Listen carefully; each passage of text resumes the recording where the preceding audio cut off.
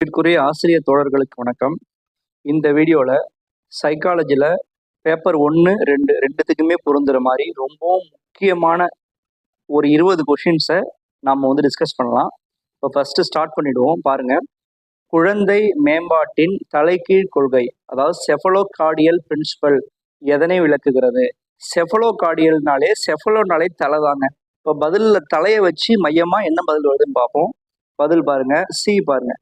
வளர்ச்சி தலைப்பகுதியிலிருந்து தொடங்கி கீழ் நோக்கி பாதங்களை நோக்கி செல்கிறது. இதுதான் இதுக்கான பதில். அதுதான் வளர்ச்சி தலையிலிருந்து தொடங்கி பாதத்தை நோக்கி செல்கிறது அப்படிங்கிறதா செஃபலோகார்டியல் பிரின்சிபல். ஓகேவா? ஜீன் பியாஜேவின் அறிவாற்றல் வளர்ச்சி நிலைகளில் முறையான செயல்பாட்டு நிலை, அதாவது ஃபார்மல் ஆப்ரேஷனல் ஸ்டேஜ் எந்த வயதை குறிக்கிறது? ஃபார்மல் ஆப்ரேஷனல் ஸ்டேஜ்னாலே உங்களுக்கு லாஸ்ட் ஸ்டேஜ் தான். அப்ப 11 வயதுக்கு மேல் தான். இப்போ பதில் பாருங்க. ஆப்ஷன் டி, 11 ஆண்டுகள் அதற்கு மேல். ரைட்டா? அப்போ என் குழந்தை எப்படி இருப்பாங்க? 11 வயதுக்கு மேலுள்ள குழந்தைகள் தான் கற்பனையாகவும் முறையான தர்க்க சிந்தனையுடனும் யோசிக்கும் திறனை பெறுகிறார்கள். ஓகேவா? லெவ் வைகாட்ஸ்கியின் சமூக பயன்பாட்டு கோட்பாட்டில் அண்மை வளர்ச்சி மண்டலம், அதாவது ஜோன் ஆஃப் ப்ராக்சிமல் டெவலப்மெண்ட் அப்படின்னு சொல்லுவாங்க, ZPD என்பது என்ன அப்படின்னா, பதில் பாருங்க. ஆப்ஷன் பி, ஒரு குழந்தை மற்றவர்களின் வழிகாட்டுதலோடு சாதிக்கக்கூடிய மற்றும் தனியாக செய்யக்கூடிய இடைப்பட்ட பகுதி. ரைட் ஆன்சர் பாருங்க. அதுக்கான விளக்கமும் கொடுத்துருக்காங்க பாருங்க.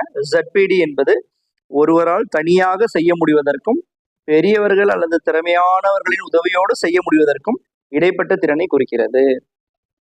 அடுத்தது பாருங்க. எரிக்சனின் உளச்சமூக வளர்ச்சி கோட்பாட்டின்படி பதின் பருவத்தினர், அதாவது அடலசன்ஸ், எதிர்கொள்ளும் முக்கியமான நெருக்கடி.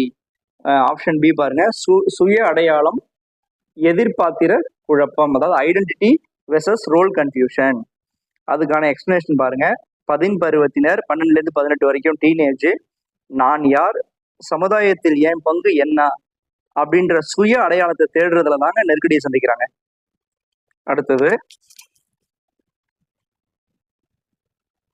கார்டனரின், அதாவது ஹோவார்ட் கார்டனரின் பன்முக அறிவுத்திறன் கோட்பாட்டின்படி மல்டிபிள் இன்டெலிஜென்ஸ் சொல்லுவாங்க. கவிகள் மற்றும் எழுத்தாளர்களிடம் அதிகமாக காணப்படும் அறிவுத்திறன், ஈஸியா சொல்லிடலாம், மொழிசார் அறிவுத்திறன் தான்.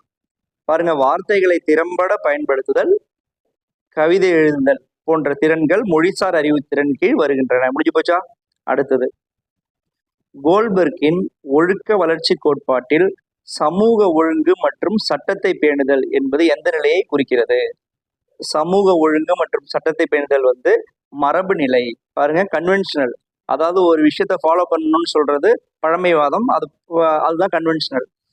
சமூக விதிகள், சட்டங்கள் மற்றும் கடமைகளுக்கு கீழ்ப்படிவது மரபு நிலையின் முக்கிய பண்பாகும். நெக்ஸ்ட் பாருங்க. ஆக்க நிலையுறுத்த கற்றல் கோட்பாட்டை நாய் மீதான சோதனை என்பதை விளக்கியவர். ரொம்ப ஈஸியா நம்ம சொல்லிடலாம், இவான் பாவ்லோவ். பாவ்லோவ் உமிழ்நீர் சுரக்கும் சோதனையின் மூலமாக ஆக்க நிலையுறுத்த கற்றல் கோட்பாட்டை உருவாக்கினார். நமக்கு தெரியும் அது. அடுத்தது முயன்று தவறி கற்றல்னால தாண்டைக்கு தாங்க. முயன்று தவறி கற்றல் கோட்பாட்டில் ட்ரையல் அண்ட் எரர்னு சொல்லுவாங்க. தாண்டைக்கு குறிப்பிட்ட முதன்மை விதிகள் பொருந்தாதது. அதுல பாருங்க, ஆயத்த விதி இருக்கு, பயிற்சி விதி இருக்கு, விளைவு விதி இருக்கு. அதுல இல்லாத விதி பகிர்வு விதி தான். ரைட்டா?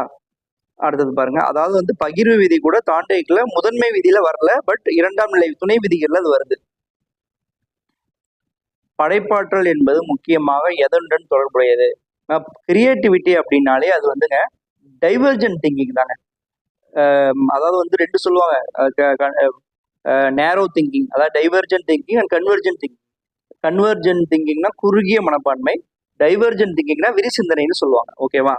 ஸோ விரிசிந்தனை என்பது ஒரு பிரச்சனைக்கு பல கோணங்களில் புதிய வழிகளை தீர்வு காண்றது. ரைட்டா? ஒரு விஷயத்துக்கு பிரச்சனைக்கு பல வகையில திங்க் பண்றது. நுண்ணறிவு கண்டுபிடிக்கிறதுக்கான ஃபார்முலா கேட்குறாங்க. Mental age by chronological age into 100. இது இருக்கு பாருங்க. ஆப்ஷன் பி, மன வயது பை கால வயதும் இன்டூ 100. ரைட்டா? இதுதான் அதுக்கான பதில். ஆப்ரஹாம் மாஸ்லோவின் மனிதநேய கோட்பாட்டில் படிநிலையில் மிக உயர்ந்த உச்சி நிலையில் உள்ள தேவை எது? பாருங்க. பதில் பாருங்க. ஆப்ஷன் பி, தன்னிறைவு தேவைகள் சுய சாத்திய கூறு. அதாவது கடைசியா உங்களுக்கு ஒருத்தனுக்கு என்ன தேவைப்படும்? ஒரு மனிதன் தன் முழு திறனையும் உணர்ந்து அடைவதே மாஸ்லோவின் படிநிலையின் உச்சகட்ட தேவையாகும். நெக்ஸ்ட் பாருங்க, ஒரு மாணவன் தேர்வில் தோல்வியடைந்ததற்கு தான் சரியாக படிக்காததே காரணம் என்று ஒப்புக்கொள்ளாமல் வினாத்தாள் கடினமாக இருந்தது என கூறுவது எந்த தற்காப்பு? அப்ப என்ன காரணம் கற்பிக்கிறான், இது நான் என் மேல தப்பு கிடையாது, கொஸ்டின் பேப்பர் தான் வந்து கஷ்டமா இருந்தது அப்படின்னு சொல்லி. அப்ப பதில் பாருங்க, சி, காரணம் கற்பித்தல், நியாயப்படுத்தல். ஓகேவா? அதுல பதில் இது உங்களுக்கு எக்ஸ்பிளேஷன் கொடுத்துருக்காங்க பாருங்க. தன் தவறை மறைக்க சமூகத்தால் ஏற்றுக்கொள்ளக்கூடிய ஒரு போலி காரணத்தை கூறுவது, இதுதான் நியாயப்படுத்தல். அன்புள்ள ஆசிரியர்களே, இந்த வீடியோ ரொம்ப முக்கியமான ஒரு வீடியோ. ரொம்பவும் எக்ஸாம் பேஸ்டா எப்படி கேட்பாங்களோ அதை மாதிரியே இருக்கு, நல்லா பார்த்துக்கோங்க. நெக்ஸ்ட், முன்னர் கற்ற ஒரு விஷயம் தற்போது புதிதாக கற்கும் ஒரு விஷயத்திற்கு எந்த விதத்திலும் உதவவோ அல்லது பாதிக்கவோ இல்லை எனில் அது எவ்வகை கற்றல் மாற்றம்? எவ்வகை கற்றல் மாற்றம், அதாவது பாசிட்டிவ் உள்ள நெகட்டிவ் இல்லைன்னா பூஜ்ஜியம் தானே, அங்க ஒண்ணுமே நடக்கல பாருங்க, அப்ப பூஜ்ஜிய மாற்றம். ஓகேவா? அப்ப எந்த முந்தைய கற்றல் வந்து இப்ப கற்றுக்கொள்றதுக்கு எந்த விதமான பாசிட்டிவ் நெகட்டிவ் இல்லைன்னா பூஜ்ஜியம் தான்.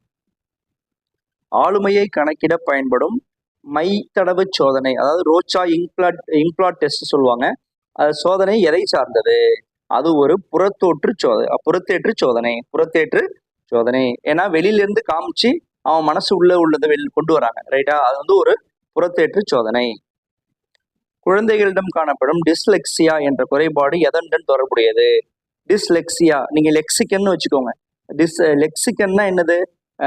அதாவது வந்து மொழி தான், லெக்சிகன்னாலே மொழி தான். அப்ப அந்த மொழியை வாசிப்பதில் உள்ள குறைபாடு தான் வந்து reading disorder. It is a reading disorder. அப்ப dyslexia is a reading disorder. புரியுதா? விளக்கத்தை பார்த்துருவோம். டிஸ்லெக்சியா என்பது எழுத்துக்களை அடையாளம் காண்பதிலும் வார்த்தைகளை சரியாக வாசிப்பதும் உள்ள குறைபாடாகும். ஓகேவா? ரொம்ப ஈஸி. நெக்ஸ்ட், பள்ளி மாணவர்களுக்கான வழிகாட்டுதல் மற்றும் அறிவுரை பகிர்தலின் நோக்கம், அதாவது கைடன்ஸ் அண்ட் கவுன்சிலிங் நோக்கம் என்ன? 4 ஆப்ஷனை படிச்சா நீங்க ஈஸியா சொல்லிடுவீங்க. மாணவர்கள், சி பாருங்க, மாணவர்கள் தங்களை புரிந்து கொண்டு சுய வளர்ச்சியை அடைய உதவுவது. ஓகேவா? அப்ப வழிகாட்டுதல் நோக்கம் என்ன? வழிகாட்டுதல் முக்கிய நோக்கம் மாணவர்கள் தங்கள் திறமைகளையும் பலவீனங்களையும் உணர்ந்து சிறந்த முடிவுகளை எடுக்கிறது, ரைட்டா? அதுக்கு உதவுறது தான். ஆல்பர்ட் பாண்டுராவின் சமூக கற்றல் கோட்பாடு, சோசியல் லேர்னிங் தியரி, எதை வலியுறுத்துகிறது? பதில் பாருங்க, கற்றல் என்பது உற்றுநோக்கல் மற்றும் நல் மாதிரிகளை பின்பற்றுதல் மூலம் நிகழ்கிறது. அதாவது மாடல், நமக்கு வந்து ஒரு நல்ல மாடலா ஒரு முன்னோர் இருந்தாங்க அப்படின்னா அவரை பார்த்து நம்ம கத்துக்கிறோம் இல்லையா? அதாவது நம்ம பழமொழி சொல்லுவாங்க, முன்னேறு போற மாதிரிதான் பின்னேறு போகும்னு சொல்லுவாங்க. நமக்கு முன்னாடி உள்ளவங்க எப்படி பிஹேவ் பண்றாங்களோ நம்ம அதை கத்துக்கிறோம் இல்லையா? அதுதான் மாடலிங், வேற ஒன்றும் கிடையாது. அதுக்கு எக்ஸ்பிளனேஷன் பாருங்க. சமூகத்தில் மற்றவர்களின் நடத்தைகளை கவனித்து உற்றுநோக்கி கற்பதே சமூக கற்றல் கோட்பாடு. ரொம்ப சிம்பிள்ங்க, ரொம்ப ஈஸியா கொடுத்துருக்காங்க. பின்னூட்டம் மற்றும் வலுவூட்டல் ஆகியவற்றின் முக்கியத்துவத்தை வலியுறுத்தும் கற்றல் கோட்பாடு. ரொம்ப ஈஸி, செயல்வழி கற்றல் கோட்பாடு. அதுக்கான எக்ஸ்பிளனேஷன் பாருங்க. ஸ்கின்னரின் செயல்வழி கற்றலில் தான் துலங்களுக்கு பிறகு வழங்கப்படும் வலுவூட்டல் கற்றலை தீர்மானிக்கிறது. ஓகேவா? அந்த எலி வந்து சரியான ஒரு விஷயத்த பண்ணிடும், அந்த ஒரு பெல்ல வந்து சரியாத அழுத்தம், அது வந்து அந்த அழுத்தல் எப்படி இருக்கும்னா தெரியாம அழுத்துறது தான். ஆனா அதை அழுத்தும் போது மட்டும் அதுக்கு வந்து ஒரு ஃபீட்பேக், அதுக்கு வந்து ஒரு உணவு கிடைக்கும். உடனே அது என்ன பண்ணும், திரும்பவும் வந்து தெரியாம அழுத்தும் போது திரும்பவும் உணவு கிடைக்கும். அப்போ ஒரு கட்டத்துல இதை அழுத்தினாதான் உணவு கிடைக்குதுன்னு தெரிஞ்சுக்கிட்டு திரும்ப திரும்ப அதே அழுத்தி உணவு அதை வாங்கிக்கும். இதுதான் வந்து பின்னூட்டம் மற்றும் வலுவூட்டல் கொள்கை. அடுத்தது போலாமா? கீழ்கண்டவற்றுள் எது உள்முக ஊக்கத்திற்கு சிறந்த உதாரணமாகும்? இன்ட்ரின்சிக் மோட்டிவேஷன், நம்ம உள்ளில இருந்து வரக்கூடிய ஒரு உணர்வா இருக்கணும், ஒரு உந்துதலா இருக்கணும். அதாவது பரிசு வாங்கணுன்றதுக்காக நம்ம ஒரு விஷயத்துல ஜெயிக்கிறது வந்து வெளிப்புற தூண்டல், அது உட்புற தூண்டல் கிடையாது. அப்ப வந்து உட்புற தூண்டல் என்னவா இருக்கும் பாருங்க, டி பாருங்க. ஒரு மாணவன் தனக்கு கணிதம் பிடித்துள்ளதாலும் புதிய விஷயங்களை கற்றுக்கொள்ளும் ஆர்வத்தாலும் கணக்குகளை தீர்ப்பது, அவன் செல்ஃப் இன்ட்ரெஸ்ட்ல பண்றது, அவ்வளவுதான். அடுத்து பாருங்க, கடைசி கொஸ்டின். குழந்தை மைய கல்வியின் தந்தை என்று அழைக்கப்படுபவர் யார்? அழைக்கப்படுபவர் ரூசோ, அதாவது வந்து ரஷ்யாவை சேர்ந்தவர். ரூசோ தனது எமிலி என்ற புத்தகத்தின் மூலம் இயற்கையோடு இணைந்த குழந்தை மைய கல்வியை வலியுறுத்தியதால் அதன் தந்தை எனப்படுகிறார். ஓகேவா? ஓகே, அன்பிற்குரிய ஆசிரியர் தோழர்களே, இது ரொம்ப முக்கியமான ஒரு வீடியோ, நிச்சயமா பயன்பெற்றுக்கும்னு நினைக்கிறேன். தொடர்ந்து இது மாதிரி வீடியோக்கள் நான் உங்களுக்கு கொடுக்குறேன். நன்றி.